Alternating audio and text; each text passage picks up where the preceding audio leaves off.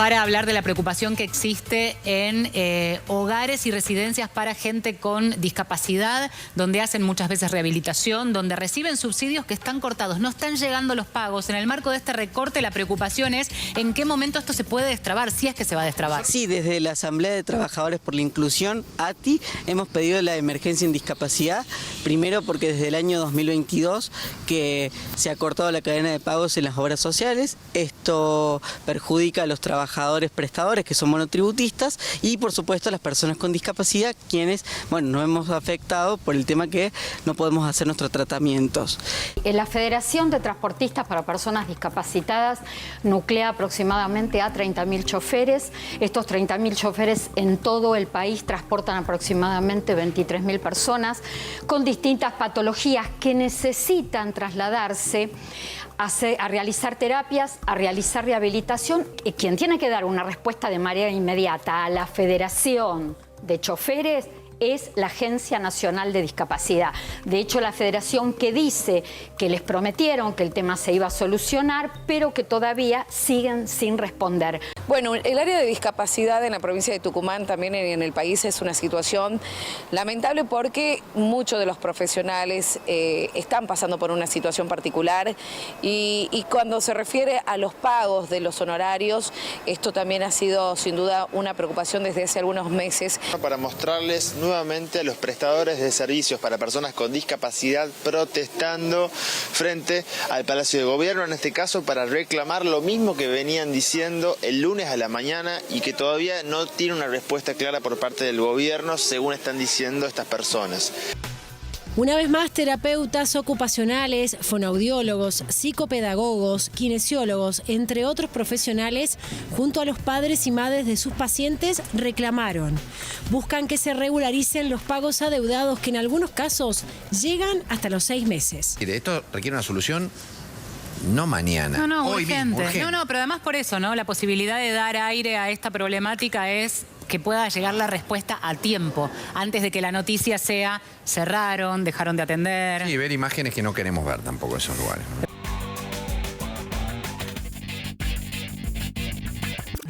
Abrimos el segundo bloque de Redacción Abierta haciendo una recorrida por la problemática del sector de la discapacidad, que incluye no solo a profesionales, a transportistas, a gente involucrada, a muchísimas familias a lo largo y a lo ancho del país. Ahí veían en el compilado que hicimos con la producción, desde los reclamos en Tucumán, en Entre Ríos, en Ciudad Autónoma de Buenos Aires, en Provincia de Buenos Aires, acá en Córdoba, y por eso hemos convocado a esta mesa bastante amplia de la Asamblea de Trabajadores por la Inclusión de Córdoba, en donde participan familias, participan usuarios. Juan Guardati y Mirna Álvarez, una es mamá cuidadora, el otro es integrante de la Asamblea de Trabajadores por la Inclusión. ¿Cómo les va? Buenas noches. Gracias por estar por aquí. Gracias. Nos hemos visto seguido por allí haciendo notas, pero queríamos hablarlo en detalle. Federico Galíndez es de Fundación Bonino y Federación Converger, y Julia Domínguez, psicopedagoga y también integrante de la Asamblea. ¿Cómo les va? ¿Cómo andan? Muy bien, muchas gracias. ¿Qué tenemos que entender, Julia, de la problemática en general? ¿Cuál es el panorama general hoy? A ver, en el gobierno anterior ya habían hecho reclamos, pero ahora se ha agravado muchísimo la situación. Sí, nosotros venimos en realidad desde hace varios años. El sector de discapacidad se puede decir que es un sector bastante postergado per se en lo que es el desarrollo de políticas públicas que garanticen el acceso a la accesibilidad plena, básicamente. En eso, los prestadores de discapacidad formamos parte del sistema de apoyo en lo que es las terapias, en lo que es rehabilitación y en acompañar los procesos de inclusión. Esto tiene como una situación que es estructural, que tiene que ver con algo deficitario de arrastre de las dos leyes parámetros, que son la ley de discapacidad y de prestaciones, que en su implementación, bueno, han ido teniendo algunas fallas. Esto ha sido acumulativo y va generando algo estructural que tiene que ver esto con lo que venían mencionando anteriormente, la naturalización de los pagos diferidos, que no están correlacionados con lo que es la inflación.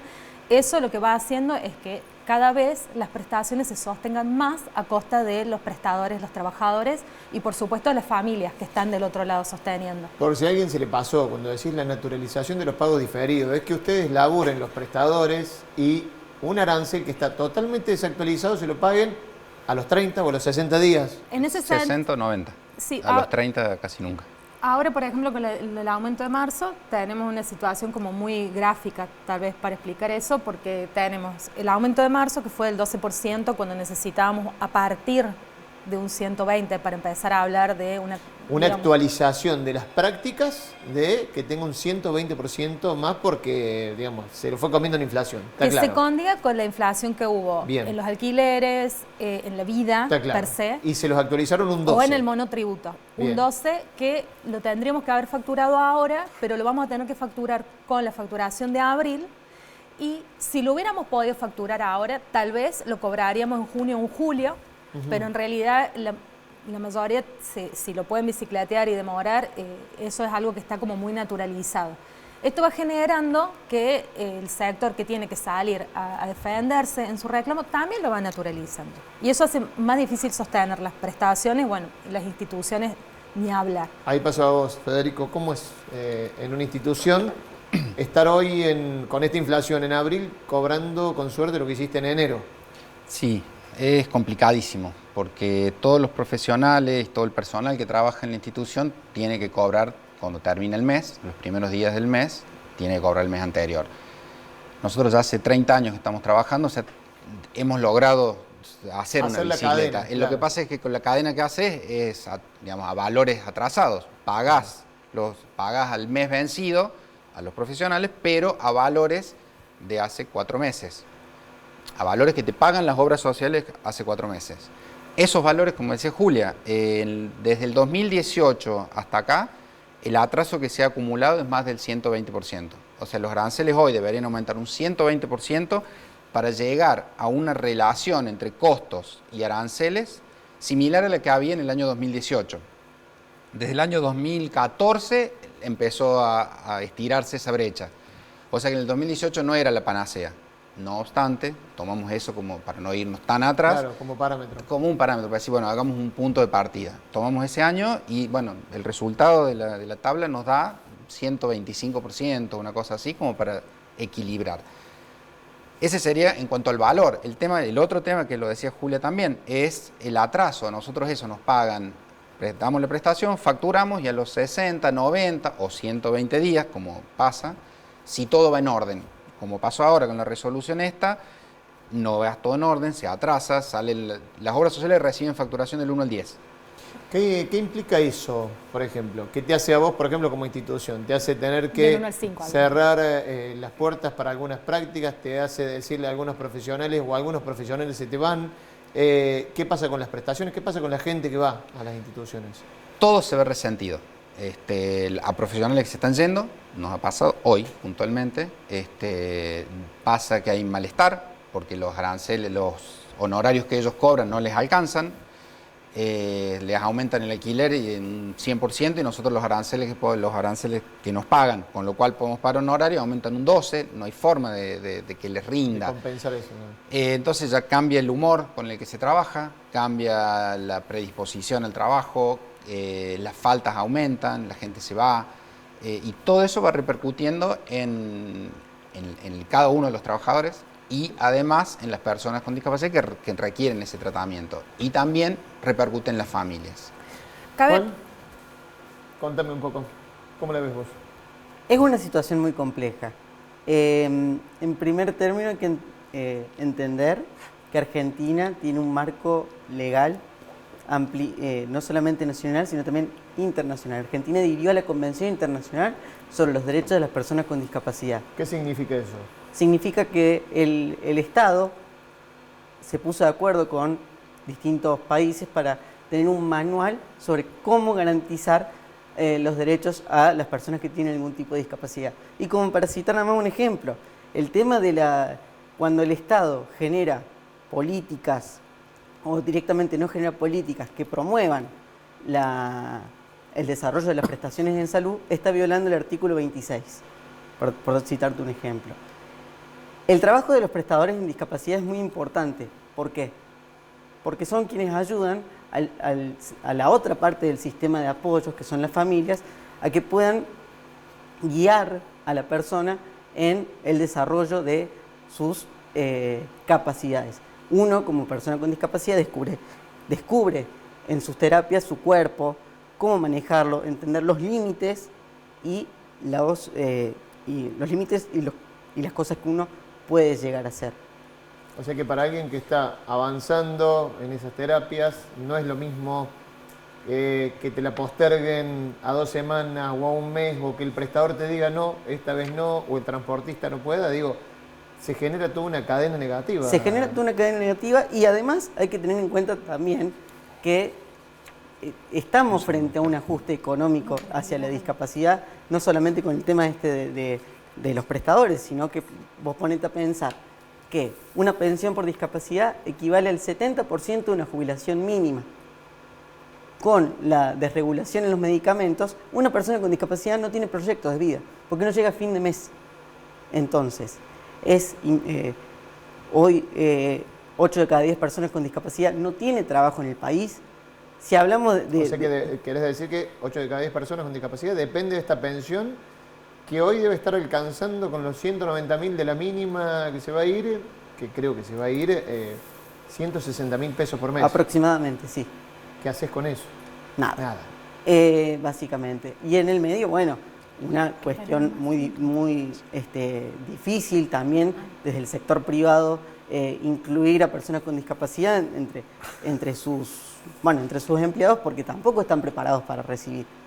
Hay una cuestión muy cultural de invisibilización, y es como, digo, es todo como un ajuste social y un ajuste económico permanente, porque también vos salís a la calle, bueno, ya lo va a contar Mirna también un poco, la incertidumbre que hay del qué va a pasar, porque vos, por ejemplo, no sé, en mi caso, yo soy un usuario de silla de ruedas. Yo tengo que hacer todo, estructurar mi vida con mucho más anticipación a todo, porque sé que el colectivo capaz que no me suba, porque sé que no voy a tener rampa en el camino que elijo, etcétera, etcétera, etcétera.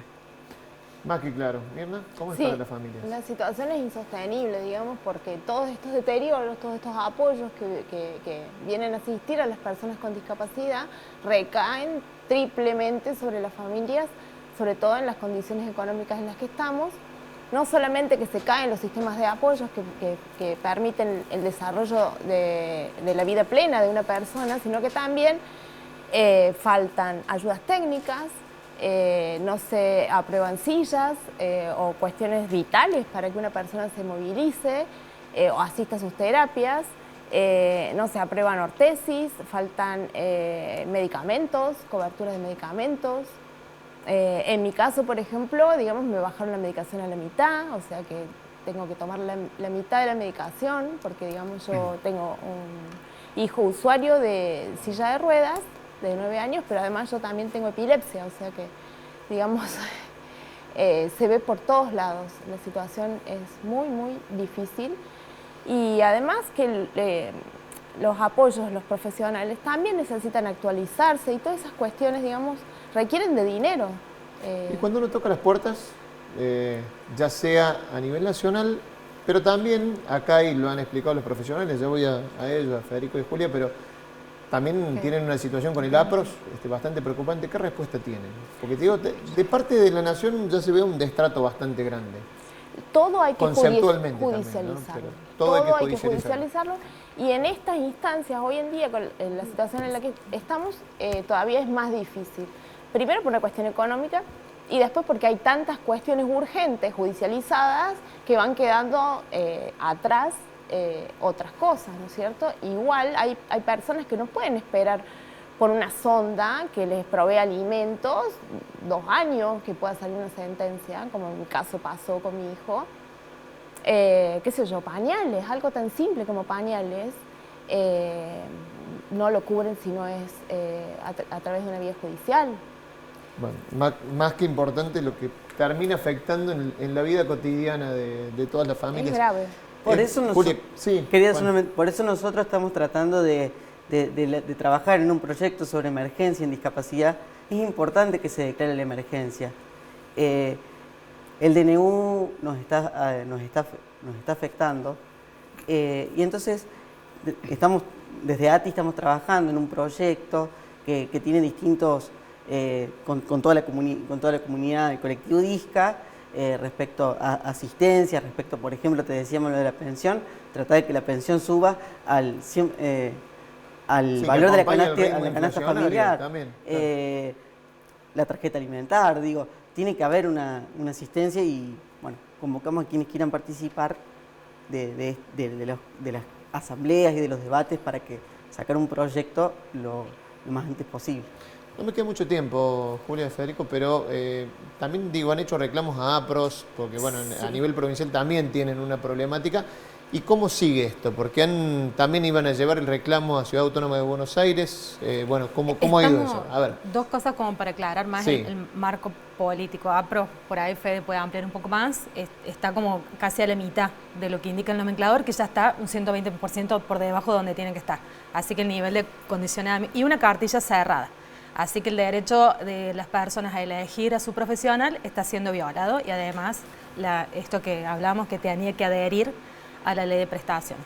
Más allá de eso, que Fede quizá tiene más info para esta parte, esto un poco recuperar lo que venía trayendo Juan con respecto al DNU y al proyecto de ley de emergencia en discapacidad. Proyecto de ley de emergencia en discapacidad que es algo que recuperamos nosotros como para plantear la situación actual, lo de arrastre y lo actual, y pedirles, ya que estamos a cámara en un ratito, a todos los diputados y senadores que están en este momento escuchando, o no tanto, los reclamos de todos los sectores, porque estamos viendo la insensibilidad con los sectores más vulnerables y más vulnerados en realidad. Totalmente. El DNU al sector de discapacidad termina por desmembrarlo por la propuesta de desregulación que tiene. Nosotros en este proyecto de emergencia intentamos de alguna manera tratar de acercarnos a los efectos que estuvo teniendo tanto estructuralmente como esta coyuntura. Entonces también aprovecho la ocasión para pedirle a todos los representantes provinciales y diputados nacionales que tenemos acá en Córdoba que se hagan eco, que no miren para otro lado, porque en el caso de discapacidad, cuando los apoyos se resienten, la discapacidad se profundiza o empiezan a tocarse también aspectos vitales, más allá de que el trabajo es una cuestión vital. En este caso, nosotros tenemos un trabajo totalmente devaluado, somos prestadores, estamos en una situación, digamos, de monotributistas, sin accesos a las reivindicaciones laborales. De hecho, tenemos colegas con discapacidad que tuvieron mucho tiempo que estar como sin su CUD por la incompatibilidad que estaba entre tener trabajo registrado y tener un certificado de discapacidad.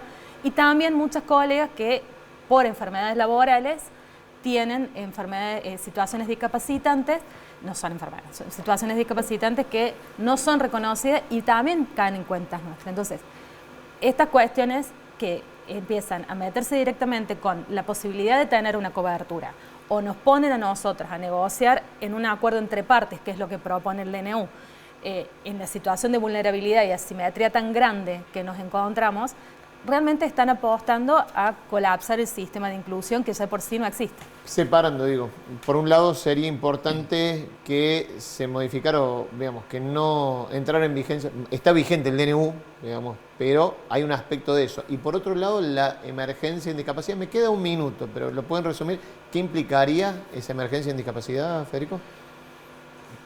Garantizar los apoyos que están fijados en ley.